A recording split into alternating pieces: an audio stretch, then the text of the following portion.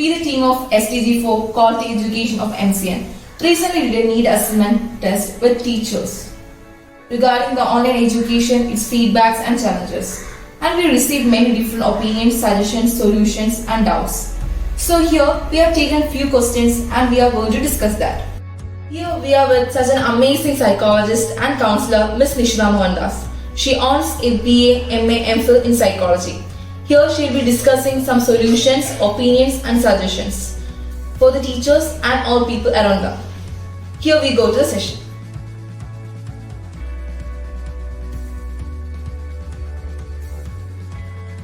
Teachers should take care of their mental, physical and emotional health. Self-care really starts with self-awareness. You have to observe yourself and find out how you're feeling, whether you're feeling low on energy, whether you're feeling very depressed or kind of not interested in anything happening around you. Are you eating more or are you eating less? Are you sleeping more or are you sleeping less? And sometimes in the morning you're not able to get out of your bed, or sometimes you feel like putting everything back and just leaving your home and going to any far off places. If the answer to any of these questions is yes, then don't worry, because it's something like a usual thing that everybody is feeling right now because they cannot go out and socialize with people. So this is a kind of feeling that everybody is experiencing right now. But at the same time, if these feelings are getting on your way on your daily activities, or because of all these kind of feelings you're not able to work or not able to move on in life, then that is a real issue and you need to get a professional help. Otherwise it's fine. You just have to remember that it's a passing phase and you just have to take care of certain things within you. One of the best ways in which you can increase your mental and physical health is by eating healthy food. You have to reduce the calorie intake and you have to increase the protein intake. The protein intake in the sense like you have to include more fruits, more vegetables, that are leafy vegetables, egg, milk and nuts. So make sure that your food or your diet includes all those protein rich foods. So what is the use of protein? You need a lot of energy to do the online classes, to do all the works at home. So optimum level of energy is required in your body, and for that you have to take food that are rich in protein. Make sure that you keep your body hydrated, and for that please don't go for any kind of stimulants like tea or coffee. If you are a person who regularly go for coffee, I insist you to ditch coffee. It is just a stimulant and it will really create problems in your sleep pattern. So it's always better to go for really rich kind of natural kind of fluids like pure water or coconut water, and also like lemon juice. So you can hydrate yourself by drinking all these natural products. It is always best to keep yourself away from all the stimulants. If you are a person who sits for long hours for online sessions, it is always better to have a very comfortable chair that correctly supports your backbone. Also take care of your eyes. There are so much of complaints are coming regarding the eyes, that they feel very irritated. It becomes very reddish and teary eyed all the time. So that kind of suffocations and irritations are very prominent. So make sure that you take care of your eyes. You should often blink while you look into the screen. Don't just stare all the time. You have to often blink. And at the same time, make sure that the lighting is correct in your room, and the glare, you have to put an anti-glare on your phone or on your computer. It's always better to have the night mode on screen. Another important way in which you can keep yourself healthy is by doing daily exercise for at least 10 to 20 minutes. If you're very lazy at doing a kind of bit hectic kind of exercises, it's often nice to have a walk in fresh air. So like you can go outside your home, even if it's a small space, you can walk for just 10 to 15 minutes. So keep that as a kind of a daily habit. It will really refresh your mind and your body. And sleep is also again an important factor. At least a minimum of 7 to 8 hours of sleep is necessary, and that is scientifically proven. So if you go with a kind of routine where you have enough exercise and at the same time you eat healthy food, then you will get good sleep. And if you're not getting good sleep, there are so much of possibility to have mood swings, irritability.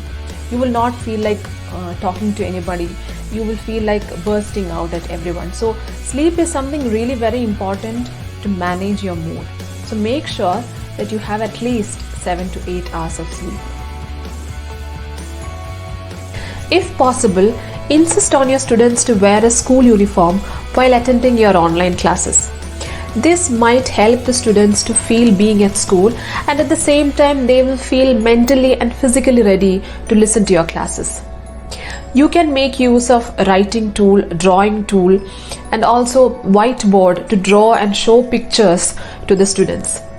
There is so much of educational videos available online. Please do make use of all those videos. They might assist you in teaching. And also these videos can reduce the load of teaching.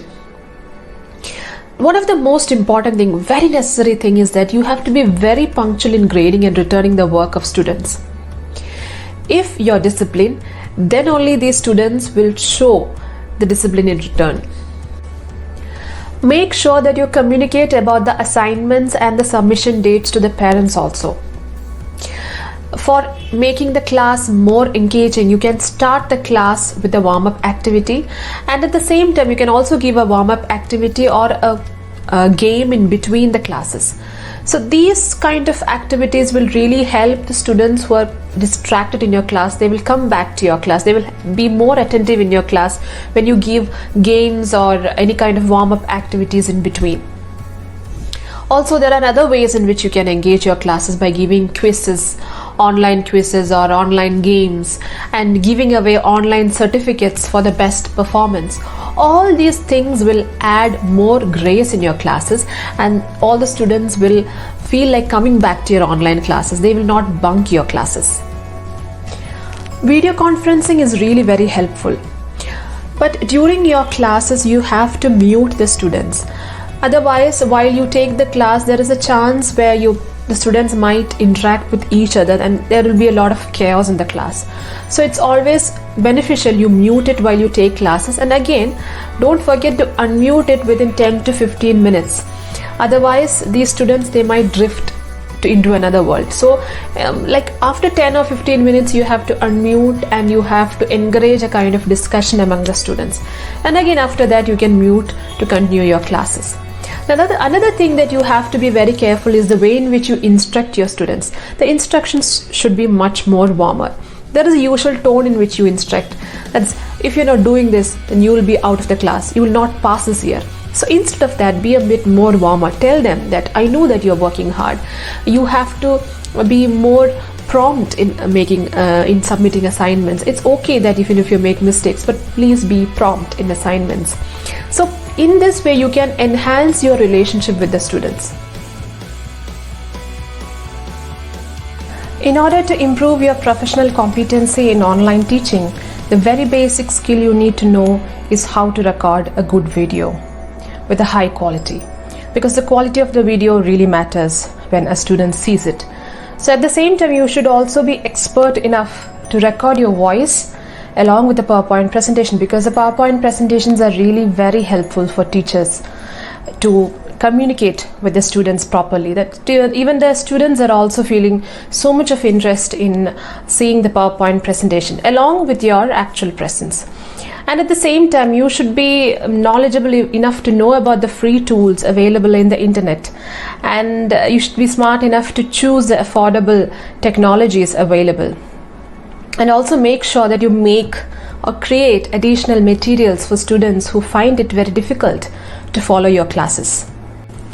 The second most important thing to improve your competency is to have a willingness or an openness to learn. So if you want to be successful in your online sessions, then you have to take more time in preparing for online classes than the time you used to take to prepare for traditional classes, because online classes will take more time and presence, and all the students, each of them are concentrating on a single teacher. So You might make mistakes in between, that's fine, it's okay. So you're prone to make mistakes because this is not a usual thing that you have been doing for years. So don't feel shy or ashamed of making mistakes, but you should also be aware about the basic technical things about the platform which you're using. For example, Zoom or Google Meet, you should be aware about the basic technical skills, technical knowledge, and because students might feel it difficult in between and they might ask doubts to you, so you should be ready enough to clear their doubts. And also, if it's possible, you can take a help from an expert. All this knowledge will add grace to your online classes. You should be aware about how your students learn. For example, some students are very good auditory learners, some are very good in visual learning. So students who are very good in auditory learning, they should be given more audio lessons, and children who are very good in visual learning should be given more visual presentations. And some students are very good in writing and learning, they should be given more assignments. So depending upon the needs of each student, you have to change your approach of teaching. And also it will be good if you set a kind of disciplinary things that you expect from a class. Now, being more strict is not applicable at this scenario, but things like when to talk, how to talk, or how to raise your hands, or when to raise your hands to start a discussion or to ask a questions, all these kind of instructions can be already set and given to your students so that your class will be more disciplined and you can avoid a lot of chaos. Assessing your students is really very important in an online teaching session. This is one of the major ways in which you can understand whether your teaching is effective, and at the same time you can understand whether your students is learning it in a proper way.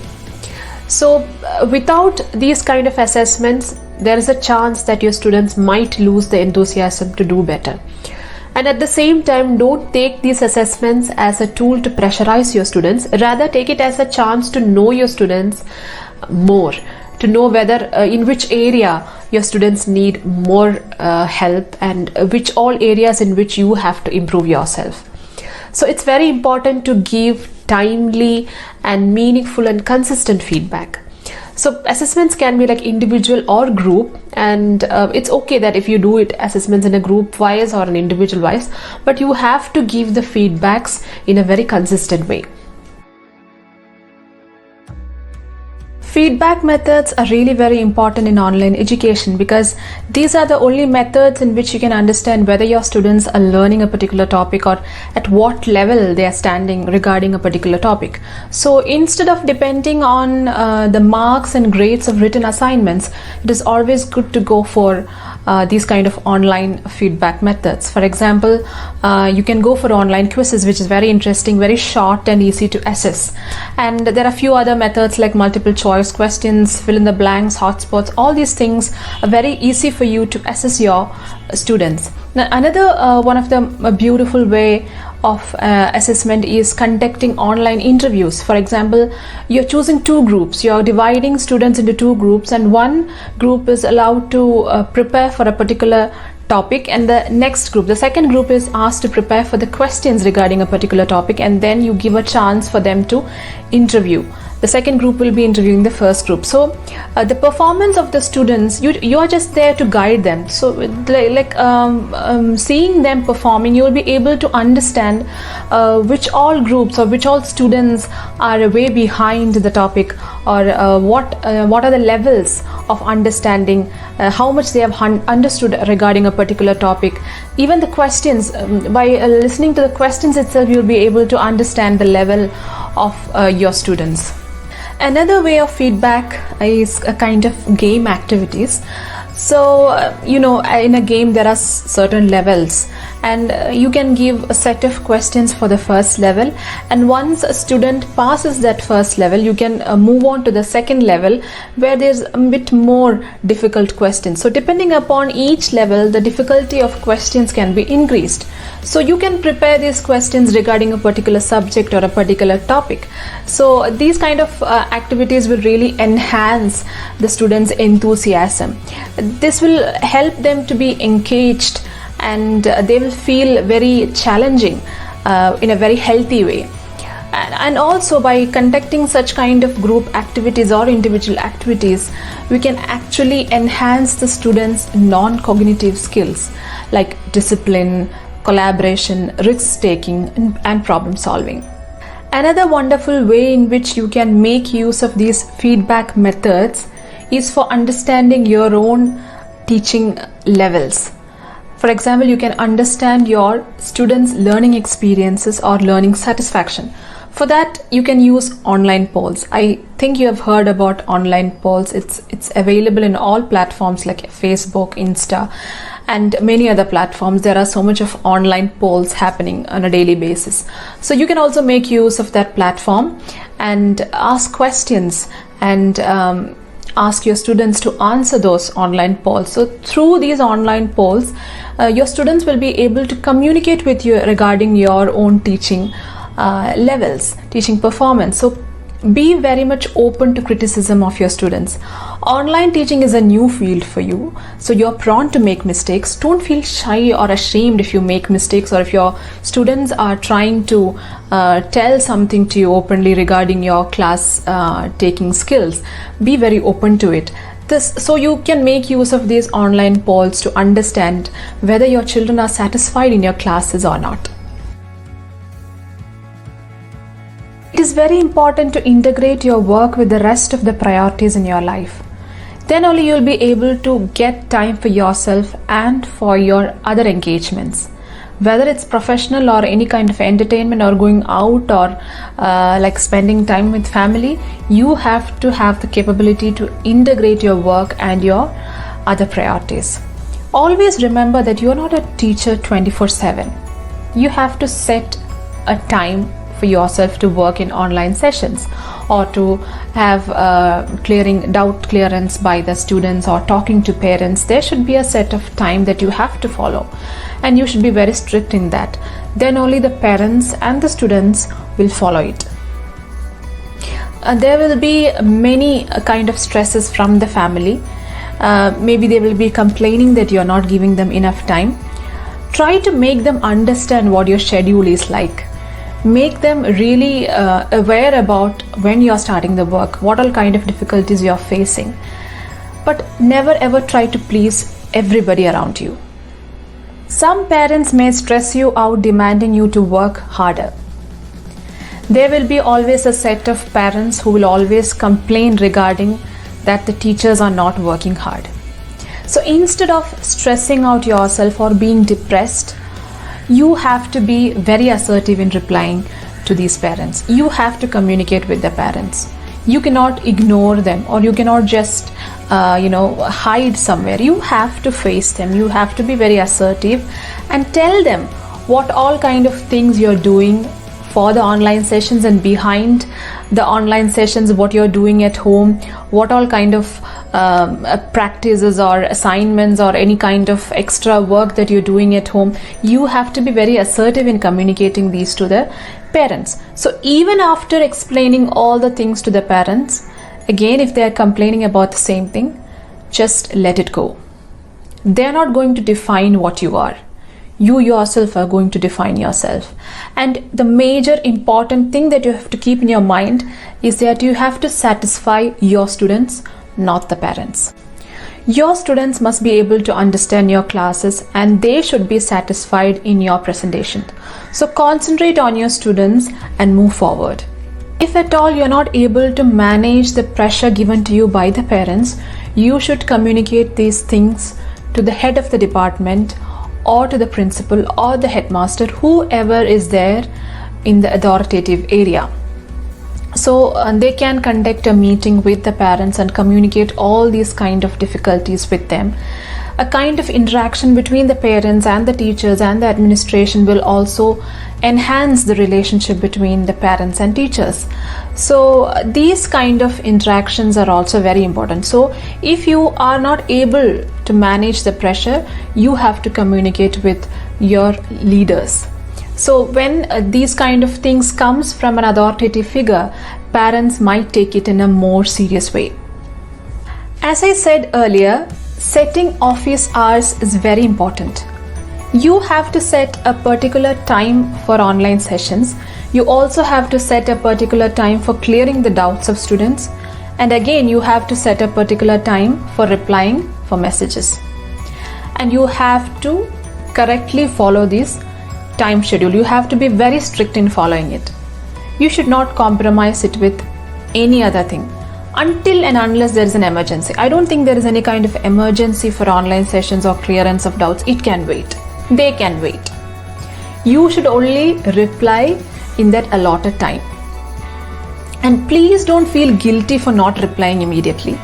I know that you might see the messages, but at the same time you will be very busy. You can't reply. Don't feel guilty. You will only reply. You should only reply at that allotted time. And this can only be effective if all the teachers are following the same time schedule. And also, in the beginning, there will be some kind of comments coming from the parents regarding how heartless you are. Please don't care about it. You should follow the time schedule as it is, and the parents will have to follow you. So you be consistent in your time schedule. It is very important to create a workspace for yourself. I am not asking you to set up an entire room for yourself to work, but maybe it's a corner in the living room or in the dining area. A single chair and a small desk might be more than enough. So you can keep your own things there. Nobody is going to touch it. That kind of workspace will make you more effective in your classes, effective in your teaching. You will be more productive. You'll be more focused when you have a particular workspace for yourself. The things that you can add on is like having a good air circulation or presence of few indoor plants that will refresh the air around you, and it will also uplift your mood.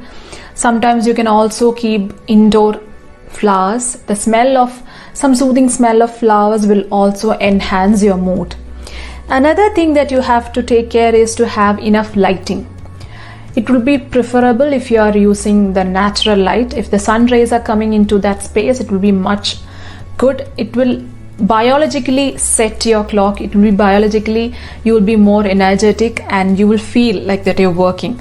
So that is more effective if you have the presence of sunlight. Otherwise, the minimum amount of light should be there. Make sure that you take enough breaks in between your sessions. Drink a lot of water. It is very important that you have to hydrate yourself all the time. Never ever skip your meals. Don't come to the online sessions with an empty stomach. So eat your meals on time. And also always keep some snacks with you. Preferably if you're taking a few nuts and keeping it with you will help you, like in between the sessions when you get a free time, you can chew on your nuts and have some water. So it will really improve your energy. And also it's very important to reward yourself with some kind of activity. For example, you can plan ahead, like after my online sessions I will go and watch a movie with my child. I will dance with my child or with my husband, or I will listen to music. I will go and do my art or craft or go for a gardening activity. So rewarding yourself for your own activity is a very good stress reliever, and it will also enhance your immune system. Never forget that self-care is not being selfish.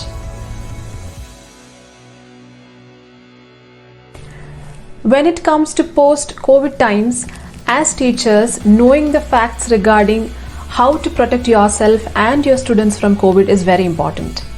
There are a lot of fake news and myths regarding COVID-19 being spread across the social media.